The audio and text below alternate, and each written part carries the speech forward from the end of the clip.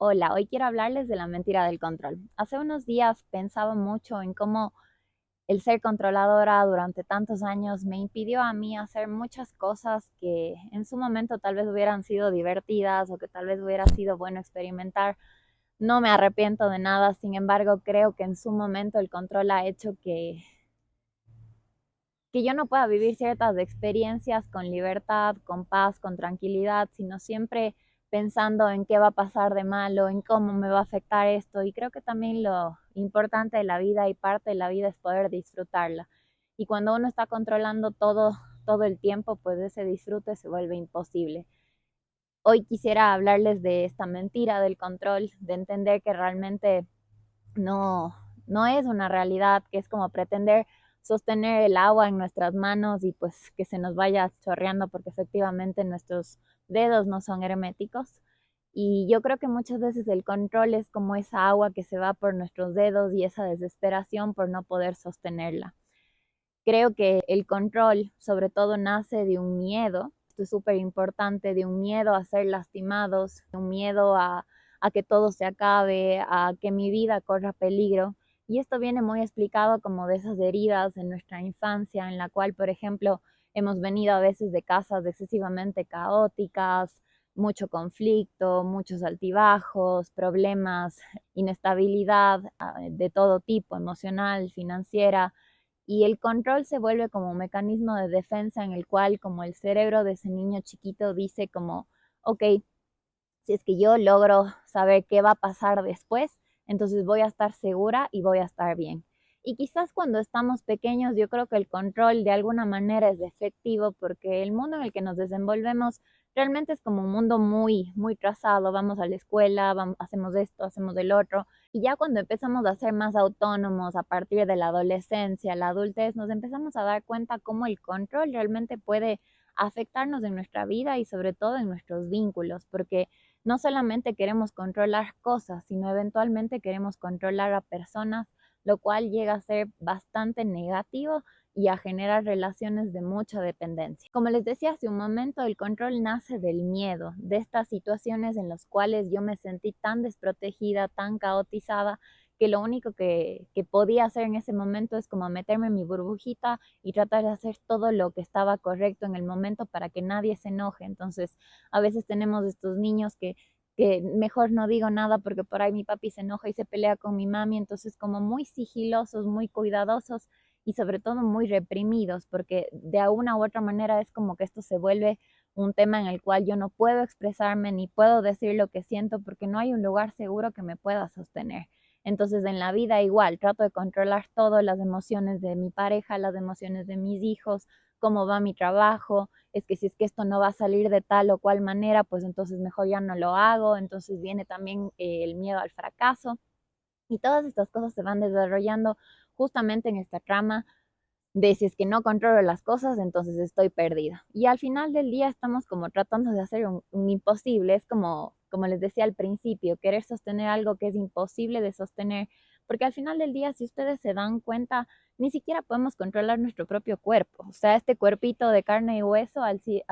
día siguiente, si quiere, amanece enfermo y yo no he tenido nada que ver con eso, nada que ver. Entonces realmente el tema del control es una falacia, es una mentira, es como un cuento que un niño quiere creer en que sí, que efectivamente hay una olla de oro al final del arco iris, cuando realmente no lo es y vive un poco como en esa fantasía y no asume como esa realidad. Y cuando digo realidad hablo del presente, de lo que es, de lo que tenemos que atravesar muchas veces, que a veces también sí es el dolor, las circunstancias difíciles, porque parte de la experiencia humana, creo yo, y de lo que nos hace aprender también es el sufrimiento. No siempre podemos estar al 100%. Y más bien el control es lo que nos va a llevar a sufrir innecesariamente porque nos estamos creando nosotros mismos un sufrimiento. En vez de aceptar las cosas como son, aceptar a los otros como son, estamos siempre queriendo manejar la situación y eso es excesivamente desgastante porque es imposible. Como les digo, no podemos a veces ni controlarnos a nosotros mismos, ¿cómo lo vamos a hacer con otras cosas? Con esto no quisiera que se confunda. Entiendo que debe haber una estructura, que debe haber objetivos, que debemos tener esa capacidad justamente de poder planificar ciertas cosas, pero también entender que dentro de esa planificación hay una posibilidad de que las cosas no salgan e incluso mentalizarnos de que eso va a suceder. Porque al final del día, cuando creemos que no van a salir las cosas de esta manera, es cuando viene el sufrimiento, la frustración y justamente ese impedimento para crecer como seres humanos. Yo creo que mientras más abiertos estemos a atravesar todo lo que la vida nos ponga en el camino, más sabiduría vamos aprendiendo, más sabiduría vamos obteniendo en ese viaje. Y sí, muchas veces nos vamos a caer y nos va a doler y como cuando éramos chiquitos teníamos miedo de caernos cuando queríamos caminar, pero aún así lo hicimos, atravesamos eso y logramos caminar. Entonces así va pasando la vida en las diferentes etapas que nos va poniendo en diferentes circunstancias, diferentes pruebas, diferentes retos que hay que atravesar. No es que se pueden controlar, no es que puedo evitar vivir esto o el otro, sino realmente tener que atravesar eso para poder seguir creciendo. Quiero aquí comentarles que el control puede dañar muchísimo nuestras relaciones, a nosotros mismos primero, y también en nuestra vida profesional. Muchos emprendedores, por ejemplo, no crecen o muchas empresas no crecen porque justamente hay una persona que está como no, es que esta persona no va a hacer las cosas como yo, es que si no el auténtico, si yo no lo hago, entonces nadie lo va a hacer como yo. Y bueno, es verdad, nadie hace igual, ni los gemelos hacen lo mismo siempre. El tema es que puedes encontrar personas que pueden ser un gran complemento e incluso hacer las cosas mejor que tú, pero el tema es aprender a confiar. Y sé que aprender a confiar puede ser muy complicado cuando venimos de vínculos en los cuales no nos hemos sentido seguros. Y por eso hoy quisiera también darte algunos tips de cómo trabajar esa confianza y de cómo hacerle frente a ese miedo para que el control, que es al final del día un mecanismo de defensa, lo puedas ir gestionando y puedas atravesar estas situaciones de mejor manera. Entonces, primero lo primero es identificar por qué soy controladora, qué es lo que me pasó, por qué tengo esta necesidad de gestionar todo, de yo estar a cargo de todo, qué pasó cuando era pequeña que me marcó o en mi adolescencia o en mi adultez temprana, porque no necesariamente es en la infancia, pero la mayoría de veces sí. Entonces, en ese sentido, ¿qué me marcó? Y ser honesta con eso, ser honesta con mi propia historia. Soy controladora porque me pasó esto. Ahora, si bien esa va a ser una tendencia, no es que va a definir tu vida para siempre, ¿sí? Entonces, primero ser honesta en ese sentido. Entonces, hablar con mi pareja o hablar con la gente que trabaja conmigo, como, mira, oye, a mí me pasa que tengo este problema de confiar y quisiera que por favor puedas gestionar las cosas de esta manera para poder ir armando equipo, para que para mí sea más fácil poder confiar en ti. Igual con la pareja, hay gente que no puede estar 2 horas del día sin que recibir un mensaje de su pareja. Entonces, incluso ponerse esos retos personales de decir, ok, hoy no voy a hablar 3 horas y voy a estar tranquila y voy a confiar en mi pareja, en que no está haciendo nada malo y empezar a trabajar esa parte, porque si no se generan relaciones de demasiada dependencia. La segunda, como les decía, es ir estableciendo estos pequeños retos, o sea, después de haber sido honesta, ¿qué puedo hacer? ¿Cómo puedo gestionar? ¿Qué pequeños retos puedo acá? Entonces, sabes que eso que yo siempre hacía, le voy a delegar a esta persona para ver cómo le va y tener también esa paciencia para que las personas puedan ir aprendiendo las cosas que tú ya en el fondo tal vez sabes perfecto, pero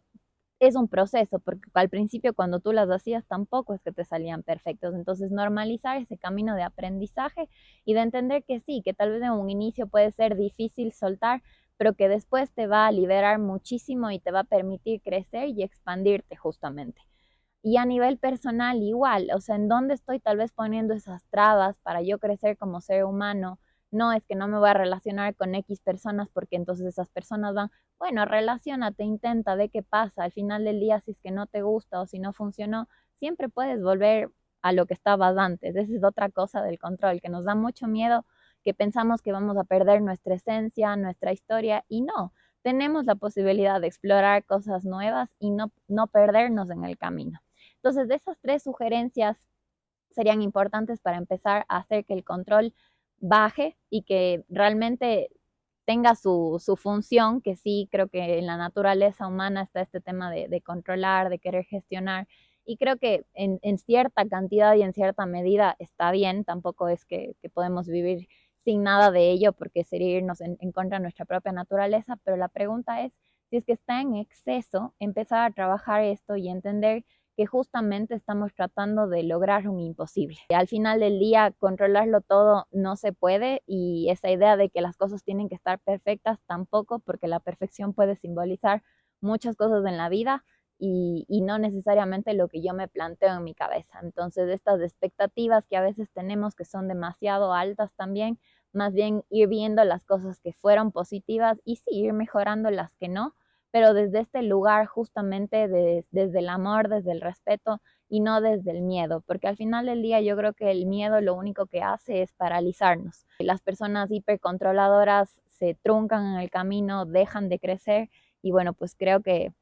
ninguno de nosotros quiere estar ahí, así que espero que este episodio les haya gustado, que puedan aplicar el día de mañana y sobre todo que entiendan que este control no es parte de su personalidad,